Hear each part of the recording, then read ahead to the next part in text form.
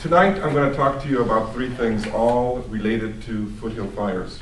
The first thing I'm going to talk about is foothill fires and how they're more dangerous than most people think. The second item I'm going to talk to you about is wood-shake roofs and how they're more dangerous than most people think.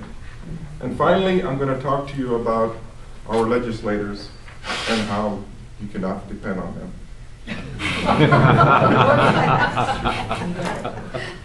There are some homes that are nestled in the foothills, surrounded by trees, shrubs, brush, growth, all of which turn to be very dry during the summer and winter months. They make the perfect fuel for a brush fire. In 1988, I lived away from the foothills, separated by Baseline Road and one residential block. My family and I felt perfectly safe from foothill fires, but it turned out to be a false sense of security. One night, about 1:30 in the morning, in December, I believe, I woke up to a slight odor of smoke. Woke up, went to my window next to my bedroom, opened the window with my eyes still closed, and I took a deep breath to make sure there was no fire out there. I immediately started to choke and gag, and I opened my eyes and I looked out, and there was a blanket of smoke covering my house with embers littering it, falling to the ground. I turned to my wife, and at that point we both panicked. I had two concerns. One were my children who were sleeping, or young children at that time, in the next room, and my wood-shake roof. My wife instinctively knew what to do and took care of the children. I went outside to evaluate, assess the situation outside. So what I did is I went outside and I looked and found out that there was a strong wind, about 60 miles an hour at the time, and it downed a power line, sparked and ignited two large palm trees. With 60-mile-an-hour winds, these two palm trees turned out to be like torches that ignited the rest of the foothills. The wind fed the fire, and the fire itself was sucking all the air in the area, including the air from the attics of roofs through the vents on top of the roofs. In addition to that, all the smoke and embers were being sucked into the attic of homes through the eaves, through the vents underneath the eaves. The size of the fire was incredible. Too much to be able to describe. Enormous flames. And I knew that my house, with the embers falling, was going to explode into a ball of flames at any time. So I got my water hose and tried to spray the roof. That would help. Turns out that the wind simply grabbed the water and threw it to the side of the house. Even though it was a single-story home, ranch-style home, you didn't have to go very far. It couldn't make it to the roof. So I went to the opposite side of the house with the fire to my back, the hillsides to my back, and I tried to spray the roof again. It was only 2 feet high, but I had to go.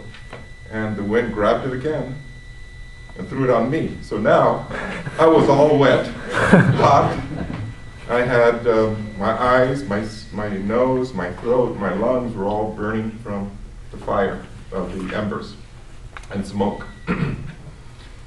So at that point, I still hadn't caught my breath at that point, so I decided to go inside and see what I could do. I was pretty much defeated by the fire. Meanwhile, the fire department stationed 2 fire trucks at each end of the street. Fire lady came to the house, said that to prepare to evacuate, and then she came again the second time to say you only have 5 minutes to evacuate. Went inside the house. The windows were all closed. My wife was getting prepared to leave. And the smoke alarms went out, even though we had the windows all closed.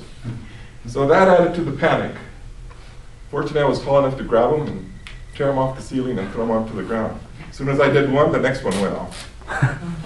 We loaded the kids into the cars.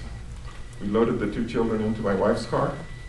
We grabbed all the memorabilia that we could and put them in the trunks in the rest of the car.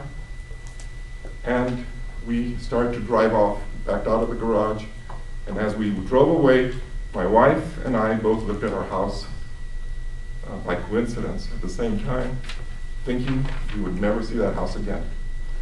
We drove off, spent the night in my brother's house in Glendora. The next morning, we took a car, one car, because we didn't think we needed both, drove to Laverne. On the way to Laverne, it was a beautiful day. The wind had blown out all the smoke and smog. Visibility was incredible. The sky was blue, and as we drove to our neighborhood, we saw 3 homes burned to the ground, all of which had wood-shaped roofs. We came to our street. To our surprise, the street was still there and the houses were still there. 2 of the homes had caught fire on the roof the night before, and I had seen them, and they were still there. The fire department did a great job. Our house was there, not scratched at all. It had smoke, not smoke, but ash everywhere. Inside the garage, and in particularly the attic, ironically enough. So it was a miracle that our home was still there. So, at that time, at that year, 1988, there were a lot of fires that took place. A lot of homes were burned down.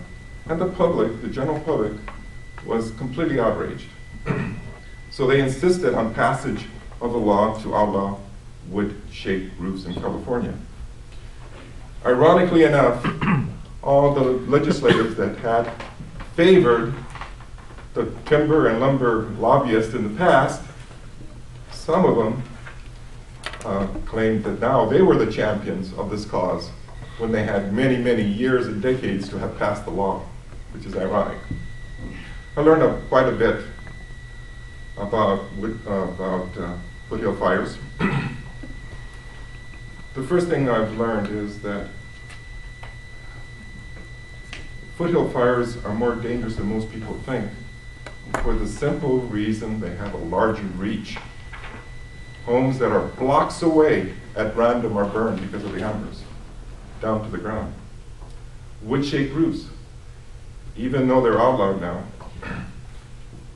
there are homes that are old construction that still have wood-shaped roofs. And again, they don't protect the owner, they feed the fire.